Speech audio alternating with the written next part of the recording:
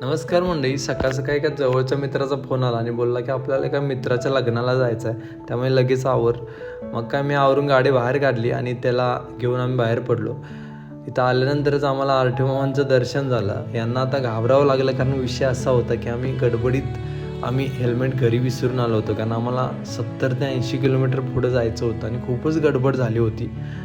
मग जायच्या आधी पहिल्यांदा आता इथं गाडी लोड करून घेतली, पेट्रोल भरलं, त्यानंतर परत लग्नाच्या दिशेने वाटचाल करू लागलो.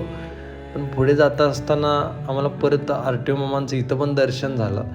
आता गाड्या अडवणारं माहिती होतं, पण हळूच बसचा आधार घेत आम्ही बाहेर पडलो. तरी पण एका आरटीओ मानं बघितलं आणि फायनली इथं आम्ही लोकेशनला पोचलो लग्नाच्या. याच्या आधी आम्हाला आरटीओ मामाने अडवलं होतं, कारण विषय असा होता की हा व्हिडिओ आम्ही इथे दाखवू शकत नाही. तर कसं बसं फायनल आम्ही इथं पोचलो. तोपर्यंत इथं नवरा मुलगीची एंट्री तर झालीच होती आणि फक्त एवढंच बाकी होतं की स्टेजवर एंट्री होणं. आणि इथं तर आल्यानंतर आम्हाला बघायला मिळालं की स्टेजवर एंट्री चालू होती. एंट्री झाल्यानंतर मस्तपैकी शुभमंगल सावधान म्हणायला बाकी होतं. त्यानंतर आम्ही शुभमंगल म्हणलं आणि अक्षता टाकल्या. हॉल पण गच्च झाला होता.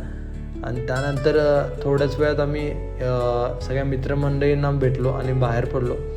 बाहेर जेवणाची मस्त व्यवस्था केली होती. जेवण वगैरे घेतलं आणि त्याने तर मस्त जेवणाचा आस्वाद घेतला. आणि थोड्याच वेळात हे झाल्यानंतर परत नवरा मुलगाला भेटायला गेलो, तर इथं असं काही त्यांचे फ्रेंड आले होते आणि काहीतरी असेच नवनवीन काहीतरी वेगळे पण बघायला मिळालं त्यांच्याकडून.